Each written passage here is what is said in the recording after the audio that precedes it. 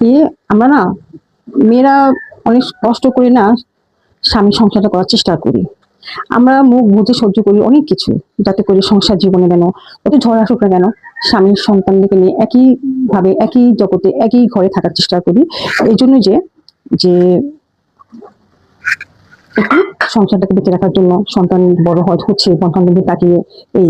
কিন্তু আমাদের যে এখানে সংসারে যে ঝগড়াঝাটি সেটা হয় কার কারণে? সেটা হচ্ছে একমাত্র শাশুড়ির কারণে, ননদের কারণে।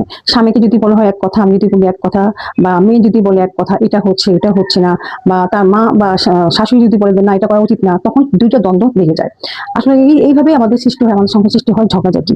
স্বামীর সাথে স্ত্রীর মর্মালিন্য, স্বামীর সাথে তার বাবার মর্মালিন্য, শাশুড়ির সাথে বউয়ের মর্মালিন্য। আসলে আমি মনে করব কি প্রত্যেকটা শাশুড়িকে না তার নিজের মেয়ের যেভাবে সংসারে সুখ শান্তি চায়, তেমনিতে সে তার অপর একটা ঘরের অন্য ঘরের থেকে আসা সেই মেয়েটা সুখ শান্তি চাওয়াটা একান্ত তার কর্তব্য দায়িত্বের মধ্যে পড়ে। তো যাই হোক, ওরা ভাবে না যে আমার মেয়ের সুখ শান্তি যদি আমি কামনা করে থাকি, তাহলে আমার যে বউ আছে তার জন্য তো আমি করতে পারি, কিন্তু এটা আসলে করাটা উচিত, তাই না? আমি সেটা মনে করি একদিন তো আমিও শাশুড়ি হব, ইনশাল্লাহ। আর আমিও ছেলের শাশুড়ি হব, মেয়ের জামাইয়ের শাশুড়ি হব। তখন হয়তো সেটা খুব শীঘ্রই ইনশাল্লাহ হয়ে যাবে। তো যদি আল্লাহ বাঁচায় রাখেন সেটা আমি করব।